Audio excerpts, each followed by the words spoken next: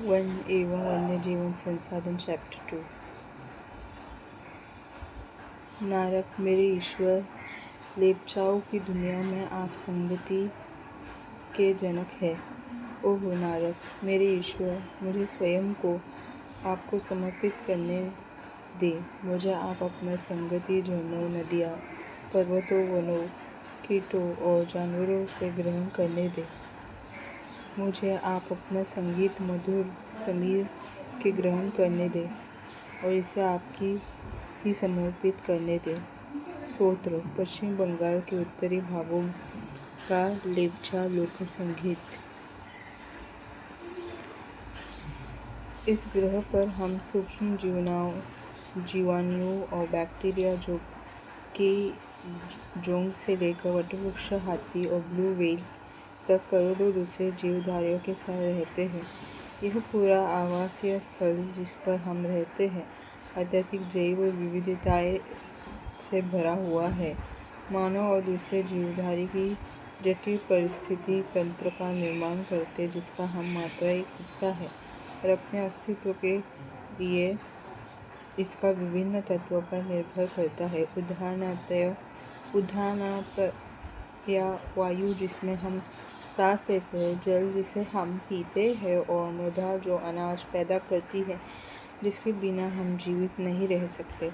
पौधे, पशु और सूक्ष्म जीव इनका पुनः सृजन करते हैं, वन परिस्थितियों तंत्र में महत्वपूर्ण भूमिका निभाते हैं क्योंकि ये प्राथमिक उत्पादक है जिन पर दूसरे सभी जीव निर्भर करते हैं।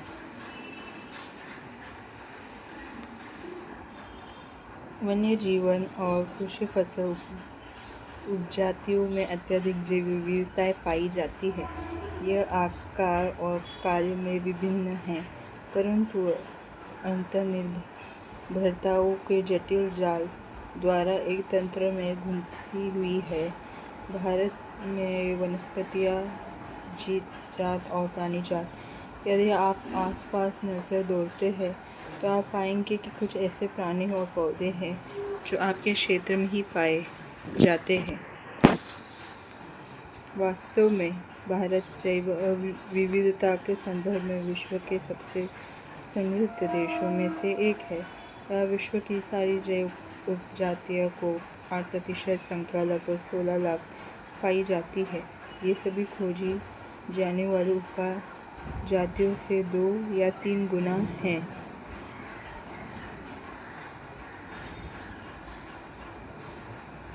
आप पहले ही भारत में पाए जाने वाले वनों और वन्य जीव संसाधनों के क्षेत्रफल और किस्म के बारे में पढ़ चुके हैं।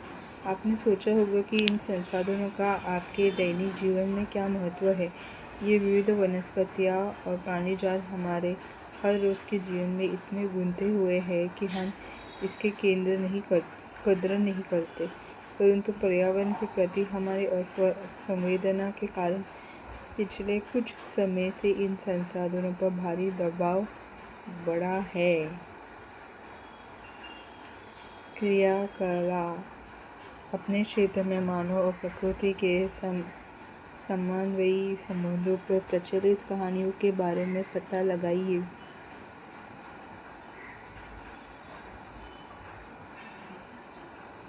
कुछ अनुमान यह कहते हैं कि भारत 10% वन्य वनस्पति जात और 20% स्तनधारियों को लुप्त होने का खतरा है।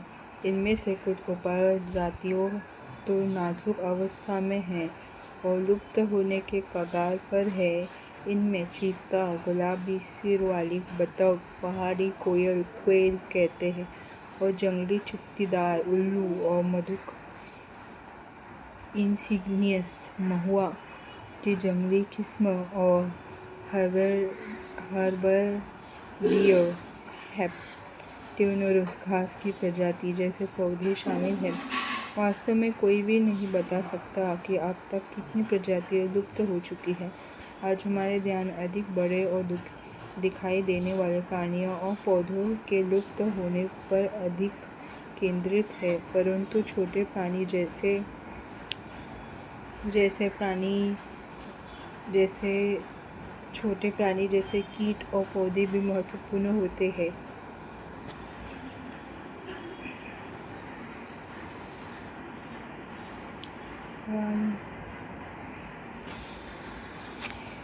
विलुप्त होते वन।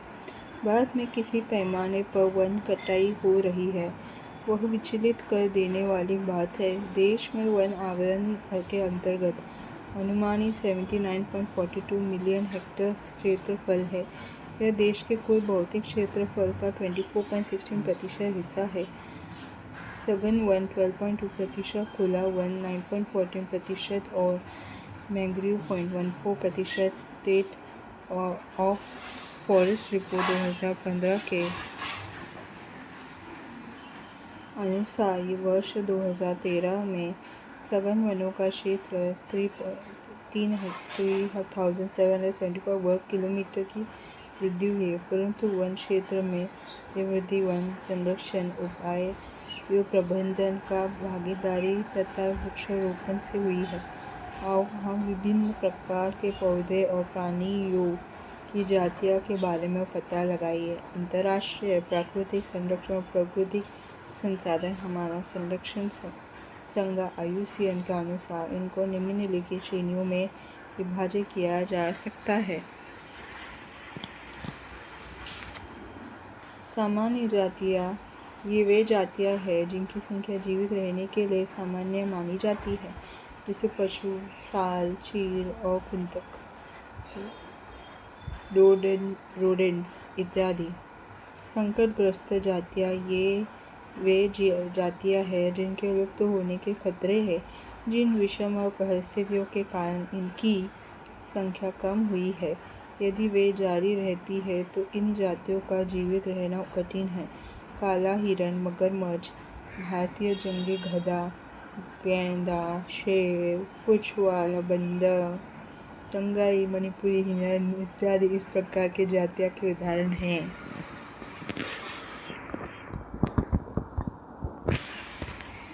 सुभेद्य वल्नरेबल जातियाँ। ये वे जातियाँ हैं जिनकी संख्या घट रही है। यदि इनकी संख्या पर विपरीत प्रभाव डालने वाली परिस्थितियाँ नहीं बदल जाती है और इनकी संख्या घटती रहती है, तो यह संकटग्रस्त जातियों की श्रेणी में शामिल हो जाएगी। नीली भेड़, एशियाई हाथी, गंगा नदी की डॉल्फिन इत्यादि इसी प्रकार की जातियों के उदाहरण हैं।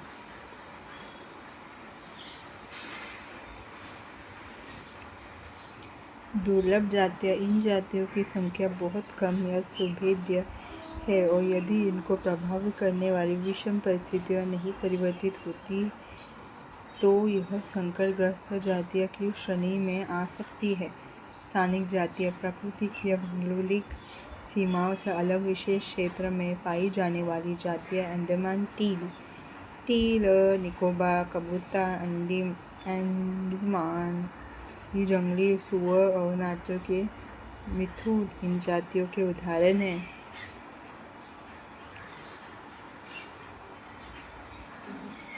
लुप्त जातियाँ। ये वे जातियाँ हैं जो इनके रहने के आवासों में खोज करने पर अनुपस्थिति पाई गई है। ये उपजातियाँ स्थानीय क्षेत्र, प्रदेश, देश, महाद्वीप या पूरी पृथ्वी से ही लुप्त हो गई है। ऐसी उपजातियों में एशियाई चीता और गुलाबी सिर वाला बतख शामिल है।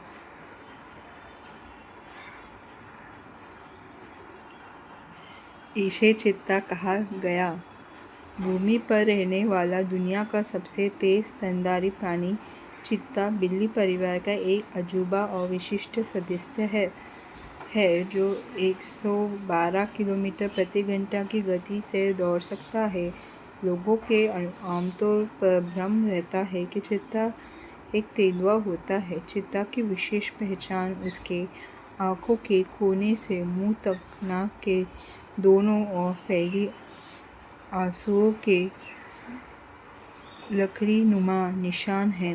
20वीं शताब्दी से पहले चीता अफ्रीका और एशिया में दूर दूर तक फैले हुए थे, परंतु इसके आवासीय क्षेत्र और शिकार की उपलब्धता कम होने से यह लगभग लुप्त हो चुकी है।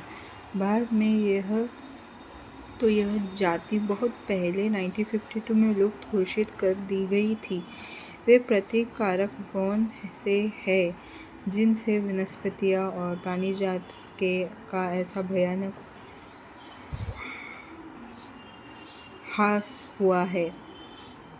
हानि। यदि आप चारों ओर नज़र दौड़ाएं तो आप पाएंगे कि किस प्रकार हमने प्राकृतिक के संसाधनों में परिवर्तित कर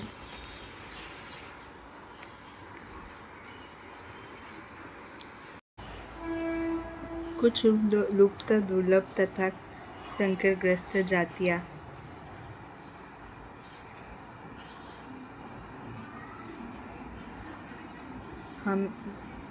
हमें लकड़ी, छाल, पत्ते, रबड़, दवाइयाँ, भोजन, ईंधन, चार, खाद इत्यादि प्रत्यक्ष अथवा परोक्ष रूप से वन्य जीवन से प्राप्त होते हुए हम ही जिन्होंने वन और वन्य जीवन को नुकसान पहुंचाया है। भारत में वनों को सबसे बड़ा नुकसान उपनिवेश काल में रेल लाइन, कृषि व्यवसाय, वाणिज्य और खनन प्रक्रियाओं में वृद्धि में हुआ।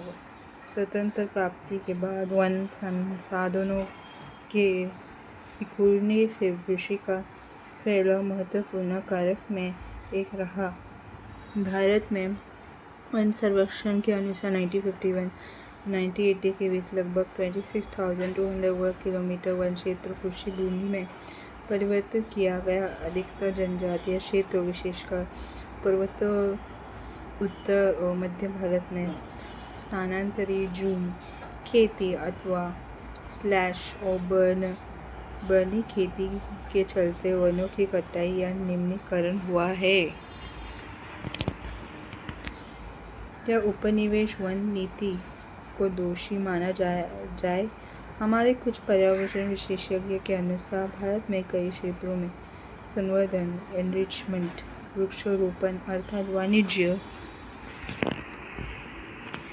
की दृष्टि से कुछ या एकल वृक्ष जातियाँ के बड़े पैमाने पर रोपण करने से पेड़ों की दूसरी जातियाँ खत्म हो गई।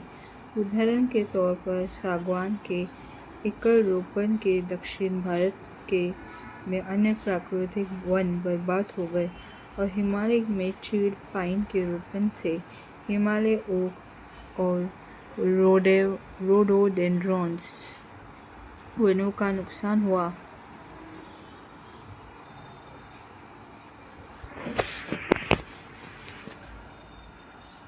बड़ी विकास परियोजना ने भी वनों का बहुत नुकसान पहुंचाया है।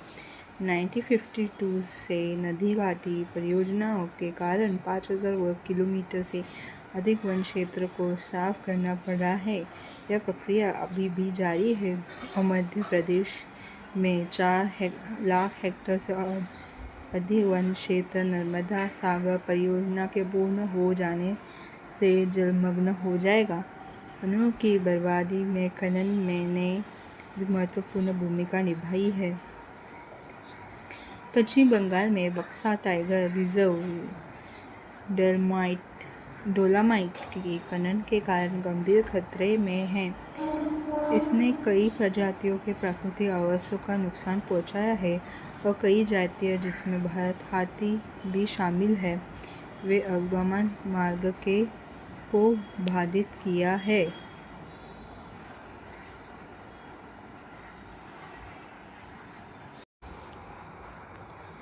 बहुत से वन अधिकारी और पर्यावरणविद यह मानते हैं कि वन संसाधनों की बर्बादी में पशुचारण और ईंधन के लिए लकड़ी कटाई मुख्य भूमिका निभाते हैं।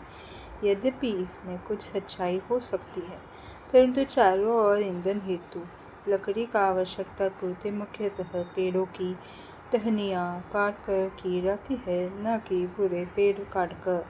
वन पारिस्थितिकी तंत्र देश के मूल्यवान वन पदार्थ, खनिजों और अन्य संसाधनों के संचय कोष है, जो तेजी से विकसित होती है। औद्योगिक शहरी अर्थव्यवस्था की मांग की पूर्ति के लिए बहुत महत्वपूर्ण है। यह आरक्षित क्षेत्र अलग अलग लोगों के लिए अलग अलग मायने रखते हैं और विभिन्न वर्गों के बीच संघर्ष के लिए अनुकूल परिस्थितियाँ पैदा करते हैं।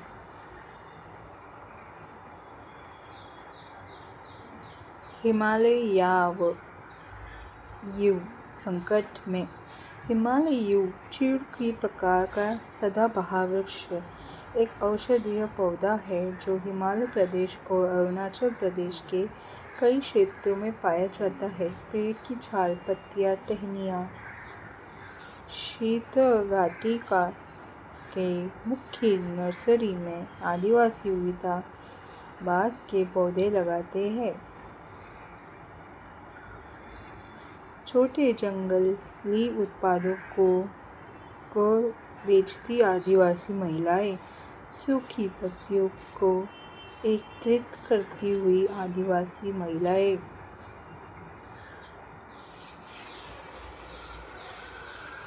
और जड़ों को से टॉक्सोल नामक रसायन निकाला जाता है तथा इसे कुछ कैंसर रोगों में उपचार प्रयोग किया जाता है। इससे बनाई हुई दवाइयाँ विश्व के सबसे अधिक बिकने वाली कैंसर औषधि है। इसके अत्यधिक निष्कासन से इसी वनस्पति जाति को खतरा पैदा हो गया। पिछले एक दशक में हिमाचल प्रदेश और अरुणाचल प्रदेश में विभिन्न क्षेत्रों में याव के हजारों पेड़ सूखे गए हैं। भारत में जैव विविधता को कम करने वाला कारक में वन्य जीव के आवास का विनाश, जंगली जानवरों को मारना व आकेटन, पर्यावरण प्रदूषण व विषाक्तीकरण और दावानल आदि शामिल है। पर्यावरण विनाश के अन्य मुख्य कारक में संसाधनों का असमान बंटावार व अनुमान उपभोग और पर्यावरण को रखरखाव की जिम्मेदारी असमानता शामिल है। आमतौर पर विकासशील देशों में पर्यावरण विनाश का मुख्य दोषी अत्यधिक जनसंख्या को माना जाता है। यद्यपि एक अमेरिकी नागरिक का औसत संसाधन उपभोग एक सोमाली नागरिक के औसत उपभोग को 40 गुना ज़्यादा है। इसी प्रकार शायद भारत में के 5% धनी लोग 25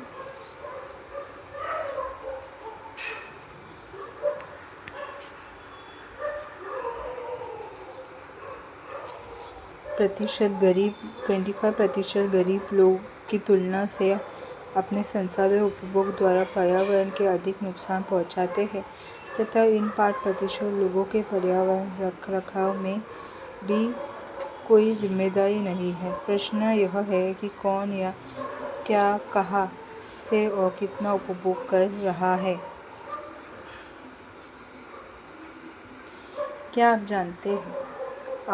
आप जानते हैं कि भारत के आधे से अधिक प्राकृतिक वन लगभग खत्म हो चुके हैं।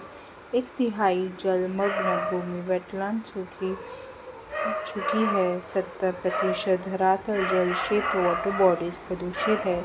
40% मैंग्रोव क्षेत्र लुप्त हो चुके हैं और जंगली जानवरों के शिकार और व्यापार तथा वाणिज्य की दृष्टि से कीमती पेड़ पौधे की कटाई के कारण हजारों वनस्पति और वन्य जीव जातियां लुप्त होने का कगार पर पहुंच गई है।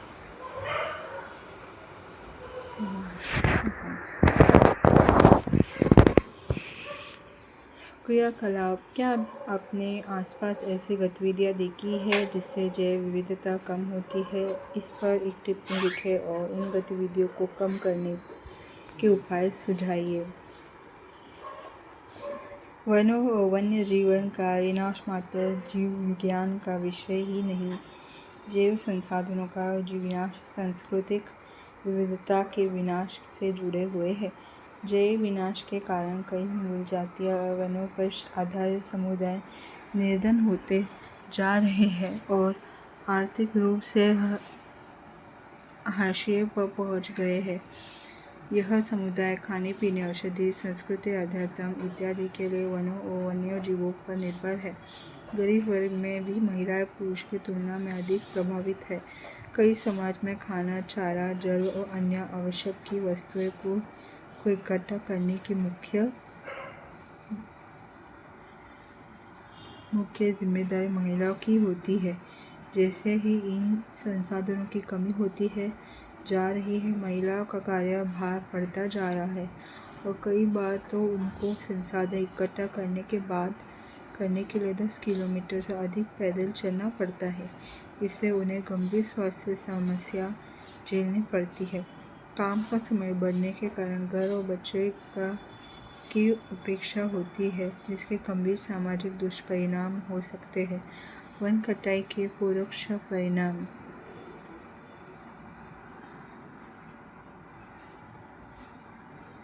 जैसे सूखा और बाढ़ भी गरीब तबके को सबसे अधिक प्रभावित करता है। इस स्थिति पर गरीब पर्यावरण न्यूनीकरण का सीधा परिणाम होता है। भारतीय उपमहाद्वीप में वन और वन्य जीवन मानव जीवन के लिए बहुत कल्याणकारी है। अतः यह आवश्यक है कि वन और वन्य जीवन के संरक्षण के लिए सही नीति अपनाई जाए।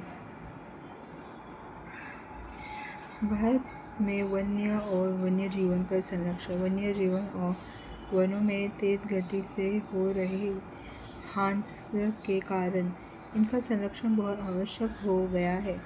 परंतु हमें वनों और वन्य जीवन का संरक्षण करना आवश्यक क्या है? संरक्षण से परिस्थिति की विविधता बनी रहती है तथा हमारे जीवन साध्य संसाधन जलवायु और मृदा बने रहते हैं। यह विभिन्न जातियों के बेहतर जनन के लिए वनस्पति और पशुओं की जीन्स जेनेटिक्स विविधता की भी संरक्षित करती है। उदाहरण के तौर पर हम कृषि के अभी भी पारंपरिक फसलों पर निर्भर है। जलीय जीव विविधता मोटे तौर पर मछली पालन बनाए रखने पर निर्भर है।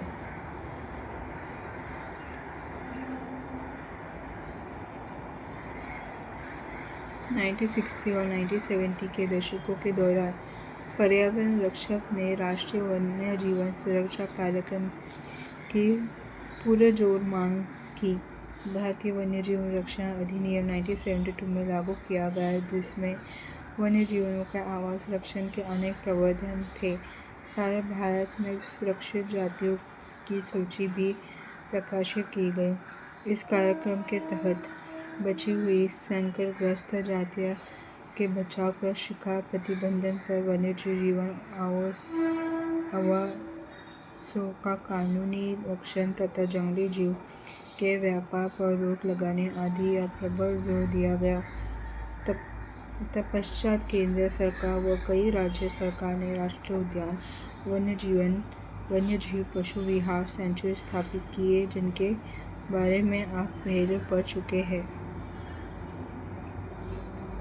केंद्र सरकार ने कई परियोजनाओं की भी घोषणा की, जिनके उद्देश्य गंभीर खतरे में पड़े कुछ विशिष्ट वन प्राणियों को रक्षण प्रदान करना था। इन प्राणियों में बाघ, एक सींग वाला गेंडा, कश्मीरी हिरण अथवा हुंगल हैंगू, 3 प्रकार के मगरमच्छ, स्वच्छ जल मगरमच्छ, लवणीय जल मगरमच्छ और घड़ियाल।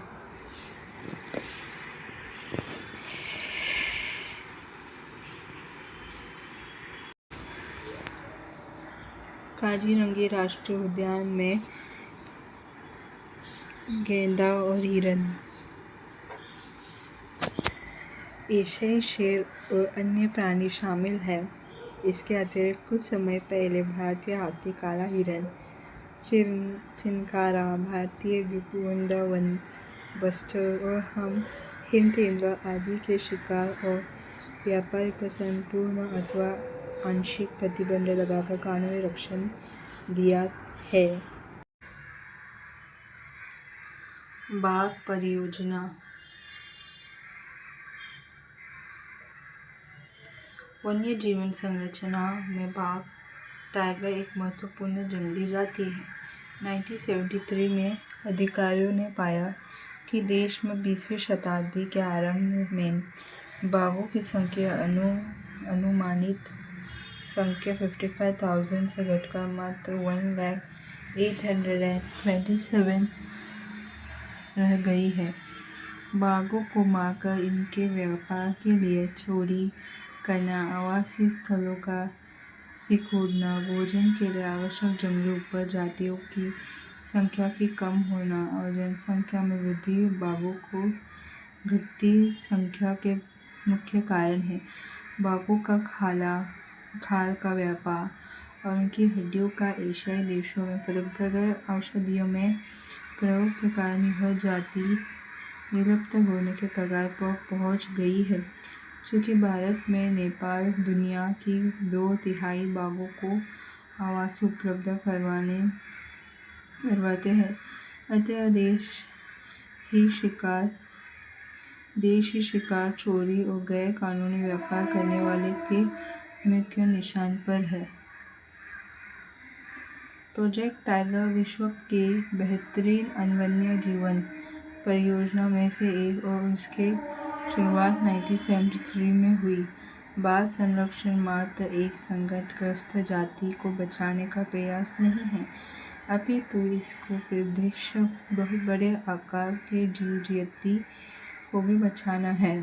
उत्तराखंड में कॉर्बेट राष्ट्रीय उद्यान, पश्चिम बंगाल में सुंदरबन राष्ट्रीय उद्यान, मध्य प्रदेश में बांधवगढ़ राष्ट्रीय उद्यान, राजस्थान में सोरस्की वन्य जीवन पशु विहार सेंचुरी, असम में मानस बाघ रिजर्व और केरल में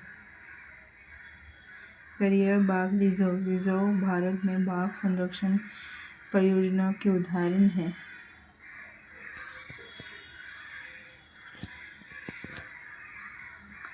आजकल संरक्षण परियोजनाएं जैव विविधता पर केंद्रित होती है, न कि उसके विभिन्न घटकों पर। संरक्षण के विभिन्न तरीके की गहनता से खोज की जा रही है। संरक्षण नियोजन में कीटों को भी महत्व मिल रहा है। वन्य जीव अधिनियम 1980 और 1986 के तहत सैकड़ों तितलियां, पतंगों, मुर्गों और एक ड्रैगन फ्लाई को भी संरक्षित जातियों में शामिल किया गया है। 1991 में पौधे का भी 6 जातियां पहली बार इस सूची में रखी गई। क्रियाकलाप भारत में वन्य जीव पशु विहार और राष्ट्रीय उद्यान के बारे में और जानकारी प्राप्त करें और इनकी स्थिति मात्रा चित्र में अंकित करें। वन और वन्य जीव संसाधनों के प्रकार और वितरण। यदि हम वन और वन्य जीव संसाधनों को संरक्षित करना चाहें तो उनका प्रबंधन, नियंत्रण और विनियमन अपेक्षाकृत कठिन है। भारत में अधिकतर वन्य जीवन या तो प्रत्यक्ष रूप से सरकार के अधिकार क्षेत्र में है या जीवन विभाग या वन विभाग अथवा अन्य विभागों के जरिए सरकार के प्रबंधन में है। इन्हें निम्नलिखित वर्गों में बांटा गया है।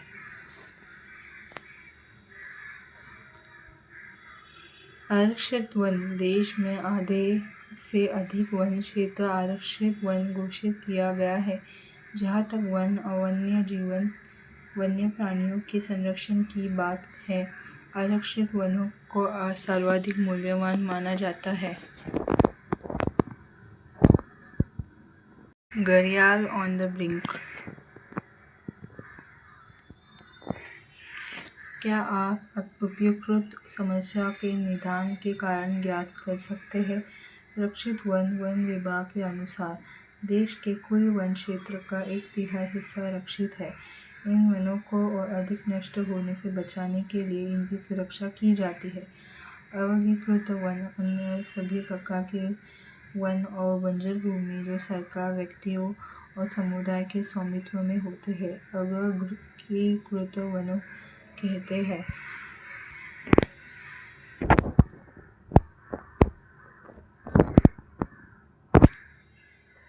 आरक्षित और रक्षित वन ऐसे स्थायी वन क्षेत्र जिनके रखरखाव इमारती लकड़ी, अन्य वन पदार्थों और उनके बचाव के लिए किया जाता है। मध्य प्रदेश में स्थायी वनों के अंतर्गत सर्वाधिक क्षेत्र हो जो कि प्रदेश के कुल वन क्षेत्र का भी 75% है। इसका अतिरिक्त जम्मू और कश्मीर, आंध्र प्रदेश, उत्तराखंड, केरल, तमिलनाडु, पश्चिम बंगाल और महाराष्ट्र में भी कुल वनों में एक बड़ा अनुपात आरक्षित वनों का है, जबकि बिहार, हरियाणा, पंजाब, हिमाचल प्रदेश, उड़ीसा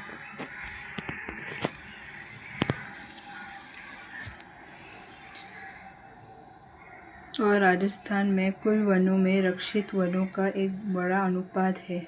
पूर्वोत्तर के सभी राज्यों में और गुजरात में अधिकतर वन क्षेत्र अविगीकृत वन है तथा स्थानीय समुदाय के प्रबंध में है। समुदाय और वन संरक्षण की नीति हमारे देश के कोई नई बात नहीं है। हम आमतौर पर इस बात के अनजान हैं कि वन हमारे देश में कुछ मानव प्रजातियों के आवास भी है। भारत के कुछ क्षेत्रों में तो राजस्थानीय समुदाय सरकारी अधिकृत के साथ मिलकर अपने आवास स्थल के आरक्षण से जुटे हैं, क्योंकि इसी से ही दीर्घकाल में उनकी आवश्यकताएं की पूर्ति हो सकती है। सरिस्का बाग रिजर्व में राजस्थान के गांव के लोग वन्य जीव रक्षण अधिनियम के तहत वहां से खनन कार्य बंद करवाने के लिए संघर्षरत है। कई क्षेत्रों में तो लोग स्वयं वन्य जीवन आवासी की रक्षा कर रहे हैं और सरकार की ओर से हस्तक्षेप भी स्वीकार है।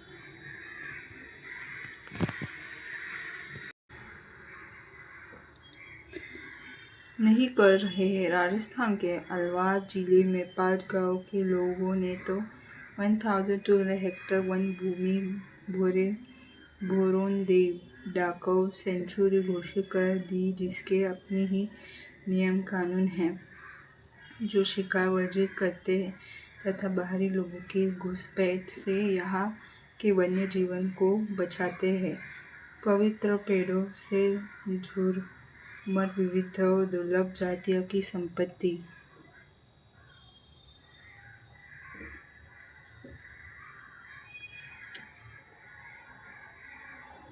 प्रकृति की पूजा सदियों पुरानी जनजातीय विश्वास है, जिसका आधार प्रकृति की हर रूप की रक्षा करना है।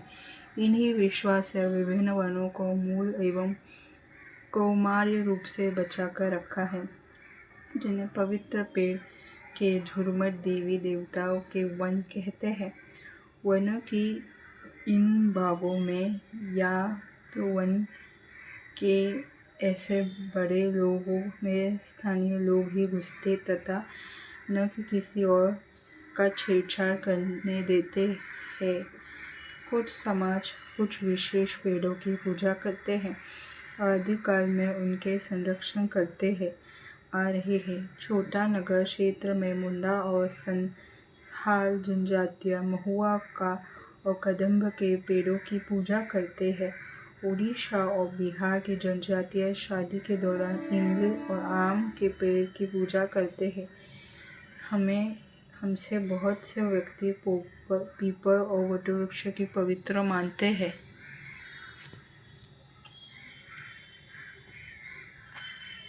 भारतीय समाज में अनेक संस्कृति है और प्रत्येक संस्कृति में प्रकृति और इसको कुटिया को संरक्षित करने के अपने पारंपरिक तरीके हैं। आमतौर पर झरने, पहाड़ी चोटियाँ, पेड़ और पशुओं की पवित्र मानकर उनका संरक्षण किया जाता है। आप अनेक मंदिरों के आसपास बंदर और लंगूर पाएंगे। उपासक इन्हें खिलाते पिलाते हैं और मंदिर के भक्त में गिनते हैं। राजस्थान में बिश्नोई गांव के आसपास काली हिरण, चिनकारा, नीलगाय और मोर के झुंड देखे सकते हैं, जो वहाँ के समुदाय का अभिन्न हिस्सा और कोई उनका नुकसान नहीं पहुँचाता।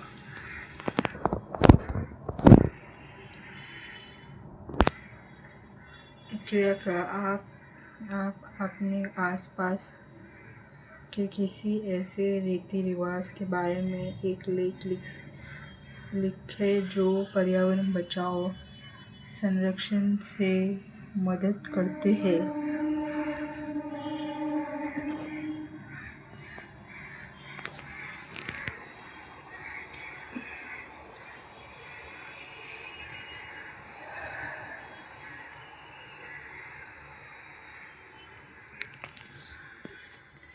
हिमालय में प्रसिद्ध चिपको आंदोलन कई क्षेत्रों में वन कटाई रोकने में ही कामयाब नहीं रहा, अपितु यह भी दिखाई कि स्थानीय पौधे की जातियों को प्रयोग करके सामुदायिक वनीकरण अभियान को सफल बनाया जा सकता है। पारंपरिक संरक्षण तरीकों को पुनर्जीवित अथवा पारिस्थितिकी की कृषि में नए तरीकों का विकास अब व्यापक हो गया है। टिहरी में किसान का बीज बचा आंदोलन और नवोद्यमियों ने दिखा दिया है कि रासायनिक उर्वरकों के प्रयोग से बिना भी विविध फसल उत्पादन द्वारा आर्थिक रूप से व्यवहार्य कृषि उत्पादन संभव है। भारत में संयुक्त वन प्रबंधन कार्यक्रम हरित वनों के प्रबंधन, पुनर्निर्माण और स्थानीय समुदाय की भूमिका के महत्व को रोजगार करते हैं। औपचारिक रूप से इन कार्यक्रमों की शुरुआत 1988 में हुई। अब ओडिशा राज्य ने संयुक्त वन प्रबंधन का पहला प्रस्ताव पास किया। वन विभाग के अंतर्गत संयुक्त वन प्रबंधन हरित वनों के बचाव के लिए कार्य करता है और इसमें गांव के स्तर पर स्थानीय बनाई जाती है, जिसमें ग्रामीण और वन विभाग के अधिकारी संयुक्त रूप से कार्य करते हैं। इसके बदले में समुदाय मध्य स्तरीय लाभ जैसे गैर इमारती वन उत्पादन के हकदारी होते हैं तथा सफल संरक्षण के प्राप्त इमारती लकड़ी लाभ में भी भागीदारी होते हैं। भारत में पर्यावरण के विनाश और पुनर्निर्माण की क्रियाशालाओं में सीख मिलती है कि स्थानीय समुदाय को हर जगह प्राकृतिक संसाधन प्रबंधन में शामिल करना चाहिए, परंतु स्थानीय समुदाय को फैसले लेने की प्रक्रिया की मुख्य भूमिका में आने में अभी देर है। अतः वे ही विकास क्रियाएं मान्य होना चाहिए जो जनमान पर केंद्रित हो, पर्यावरण हितैषी हो और अधिक रूप से प्रतिफलित रहे। पेड़ एक विशेष, असीमित, दयालु और उदारपूर्ण जीवधारी है जो अपने सतत पोषण के लिए कोई मांग नहीं करता और दानशीलतापूर्वक अपने जीवन की क्रियाओं का भेंट करता है।